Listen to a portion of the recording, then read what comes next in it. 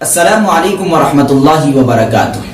ایک صاحب کا سوال آیا ہے کہ ہمارے گاؤں کے اندر بہت سے لوگ ایسے ہیں جو اپنے گھروں کو گوبر سے لیپ دیا کرتے ہیں، اپنے گھروں کو گوبر سے آراستہ و پیراستہ کرتے ہیں، اپنے گھروں کو گوبر سے مزین کر دیا کرتے ہیں۔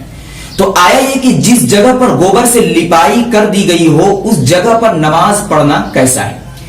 اسی طریقے سے ان کا کہنا ہے کہ بہت سے لوگ ایسے ہیں جو گوبر کا کاروبار کرتے ہیں، گوبر کی خرید و فروخت کرتے ہیں۔ کچھ لوگ گوبر کو سکھا کر جلانے کے واسطے بیچتے ہیں تو کچھ لوگ گوبر کو جمع کر کے کھاد کے واسطے بیچتے ہیں۔ تو آیا یہ کہ یہ کاروبار کیسا ہے اور اس کی کمائی کا کیا حکم ہے؟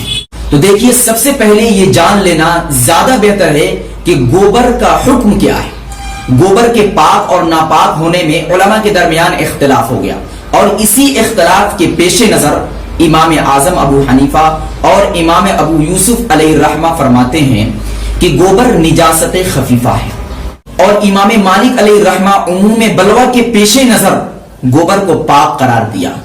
اور الدر المنتقی جلد 1 صفحہ 62 پر امام محمد علیہ الرحمہ کا ایک قول نقل کیا گیا ہے کہ شروع کے زمانے میں امام محمد علیہ الرحمہ گوبر کے ناپاک ہونے کے قائل تھے، لیکن اخیر زمانے میں لوگوں کی مشقت کو دیکھتے ہوئے گوبر کو پاک قرار دے دیا تھا۔